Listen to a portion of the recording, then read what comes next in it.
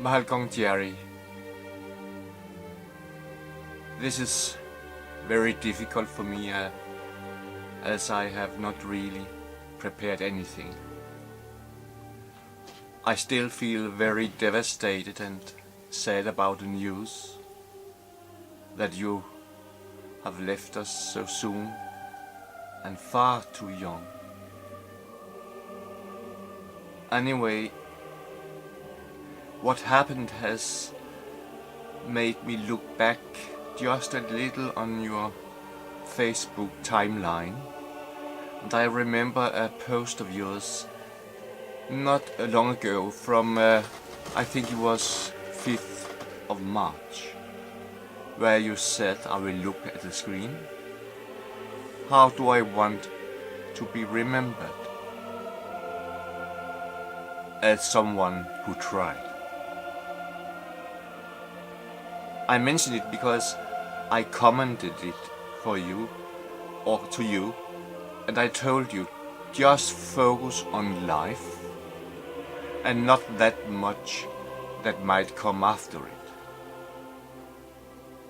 I still mean it, and I have always felt that you have lived in that way, and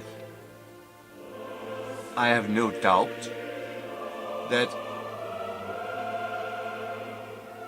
No, let me mention my walk with my dog today. It is springtime in Denmark. Many flowers, blossoming trees, so beautiful. Some of the trees now, I could see that the flowers are withering. Maybe you have withered, just like such a flower. But we must remember that the flower or the job of the flower has not ended with that. It leaves a fruit, and with that fruit some seeds, and with those seeds new plants and trees and flowers again. And no doubt, I know, as unique as you have been, you also have set flowers once, maybe withered, but you have left your fruit inside all of us, a seed that we can use in the future, the inspiration from your life. Thank you, Jerry, for being my friend. Maraming salamat po. Mabuhay.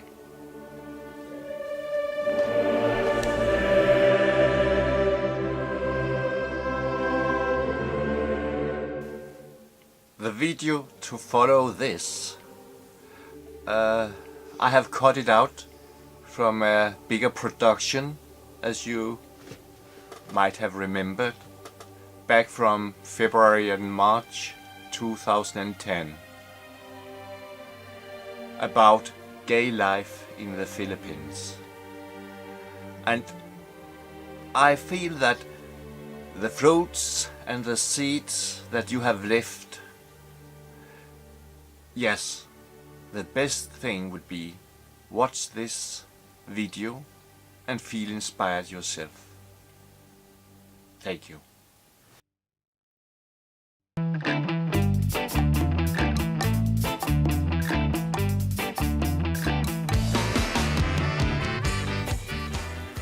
Coffee under the tree. You know I love the sun behind the cloud. Makes me feel good, makes me feel so proud.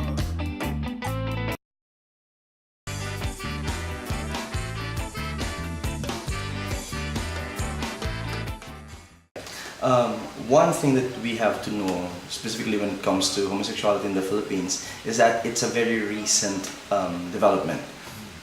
Being out, I mean, there had been reports of homosexuality even in the past, but there's a higher tendency among gays to be in the closet.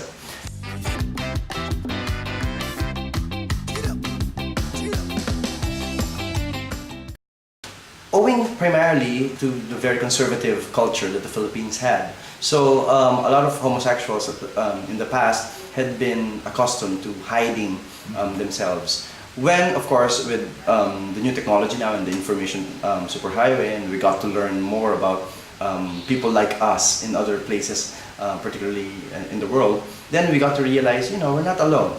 And we share very specific values, we share very specific feelings regarding this particular topic. And then so the awareness became very high. Although one very crucial thing that you need to understand here in the Philippines is that there's not really a very solid community base. Unlike in other countries where you actually have gay and lesbian communities that are well defined and the geopolitical area is pretty much laid on. In the Philippines, it's very sporadic. A lot of, only in the urban centers, particularly in Manila, where you start seeing people converging together, rallying behind gay rights issues, and not just gay rights, but also anything gay, specifically having fun, etc. But once you go to the outskirts in the provinces, a lot of our gay and lesbian brothers and sisters do not yet have that facility of being able to express the issues that they have. And primarily those issues are still, in a way, very stereotypical. So, especially in the Philippines, there's this trend now of trying to understand more what homosexuality really is. Because for a very long time, they always associate homosexuality with being effeminate, working in very female-like jobs, and now we're starting to become more aware that, you know, sexuality is in fact a spectrum. It doesn't necessarily mean that all gays need to be very effeminate, that there are people who are actually straight-acting homosexuals, and there are more complications than in homosexual relationships that are pretty much the same as the complications that you encounter once you go into heterosexual relationships. One thing that I have been pushing for here in the Philippines is a deeper understanding, really, of the very nature of relationships. Being a sociologist myself, I try to make people understand that when you look at people interacting, it doesn't matter whether they're gay or straight, but the kind of emotional attachment that they develop between people, the kind of aspirations that they would like to have in terms of how they would like to lead their lives is pretty much similar. It's just that once you get into that label of being gay or straight, suddenly the structures change, the very structures that your society provides. There's always the question of, is it real?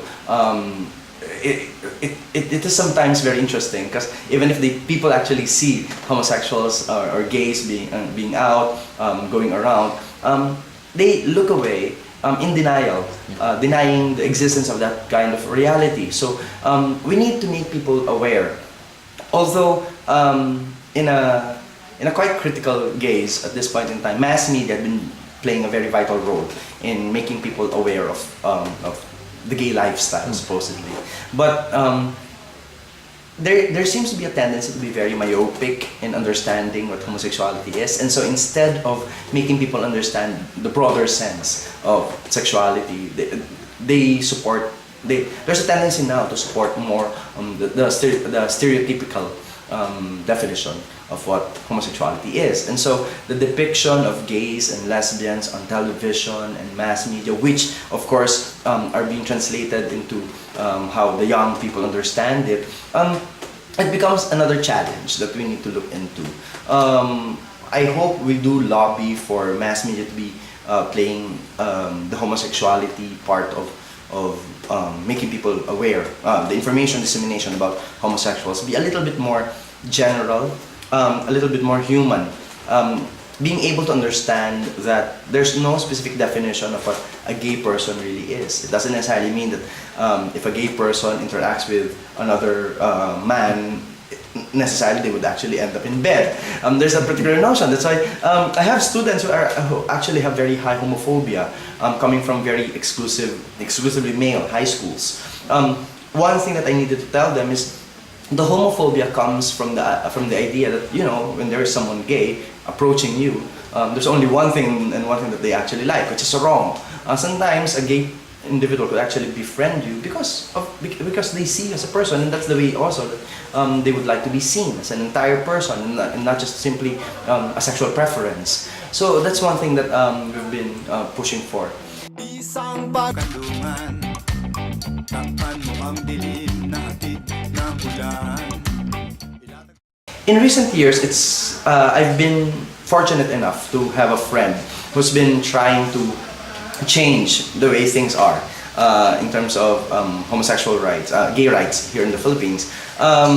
They've been pushing towards representation in Congress this time. Yes, in fact, last December, the Supreme Court already said that yes, they are allowing one representation.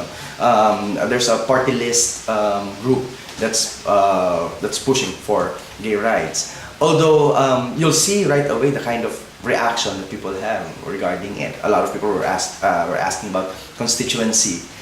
Would Filipinos be ready enough to register themselves as, hi, I am this person and I'm gay? Or are we still looking at a very invisible kind of population?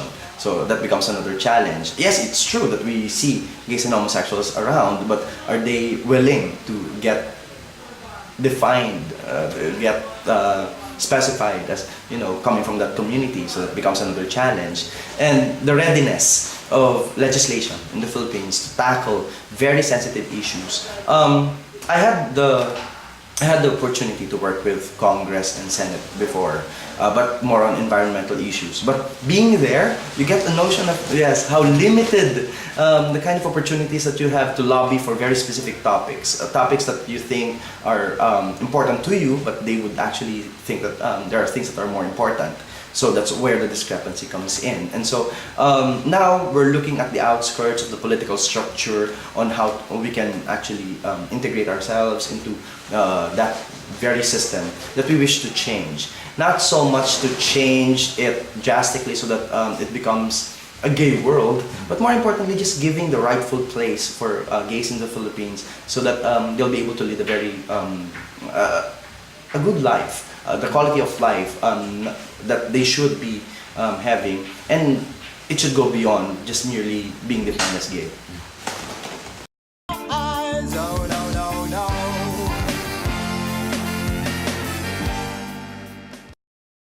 When it comes to the topic about HIV and AIDS, particularly in the Philippines, it's a very sensitive one because although in the West we have already gotten past the definition of AIDS and HIV as not necessarily a gay disease. In the Philippines, people still have that notion that if you have AIDS, it's because you're gay, and there's a lot of judgment involved. That's why a lot of people doesn't want to report that they're actually are suffering from this particular disease. I wanted the Filipinos to understand it further, that having AIDS or becoming HIV positive is not a function of being gay or straight, but it's a matter of being able to look at what kind of lifestyle you have, particularly the sexual lifestyle that you have. And also, they need to realize that, sex is just one of the major ways by which you can contract HIV. You can actually get it from transfusion, from blood transfusion, the use of infected needles. But a lot of people, whenever you talk about HIV, they think right away that it has something to do with sex. Having said that, the health department in the Philippines had been trying their very best to trace. Now I think that that's where we are at this point in time, the tracing of actual HIV, PWAs, people with AIDS, that's the right term to use now. We're looking at people who are suffering from this particular disease so that we can actually give them intervention, what kind of support system that we can give. But of course, we need to understand that if you do not know where they are or who they are, what kind of services we can give.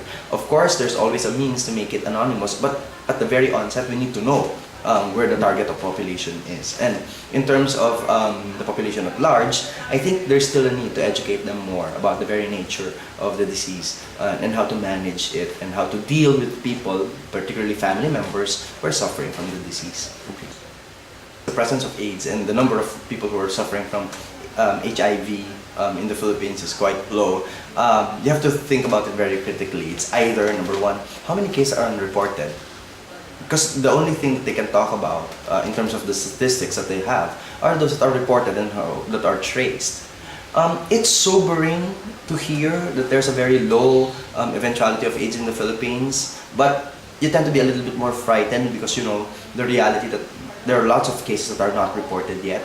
And so, at least with cases that are reported, you can monitor them very closely. And you can start looking into your prevention programs. But those that are unreported, because maybe perhaps they're not aware or they're afraid of the stigma that would come with being tagged as a person with AIDS, that becomes a very critical point at this point in time. And so I think it's always nice to see statistics. It gives you a little sense of the quantity that is present. But we should understand the limitations of these numbers. Given my understanding of the very nature of gay lifestyle in the Philippines and the eventuality of age, I don't think it is quite deliberate that they wanted to report very low. It's just that the system that they're using to trace and the system that they're using for reporting the channel by which you can report the presence of AIDS is very, shall we say, not as structured as it should be. And so you do not reach the far-flung areas to be able to really pinpoint cases of AIDS. The only ones that they were able to formally report are those cases that actually go here in Metro Manila at a particular hospital that is government hospital, and that's the kind of statistics that you actually have, which you know for a fact only represents a very small part of those people who might be infected. It's always interesting to look at traces, friends. If you have one person who's suffering from AIDS, and then you actually find people and their partners. I think also the responsibility is not yet there for someone who actually find out that, you know, if I actually have AIDS, it's my responsibility to at least inform my former partners or present partners that, you know, I have this, maybe perhaps you should get checked. So the kind of external mechanism and the systematic mechanism that we have is quite weak. And so I don't think it was a deliberate effort to project an image of, you know, the Philippines has very low eventuality of AIDS. I think they should start though, the report with saying that with the limited data that we have, this is the number of cases that you actually have.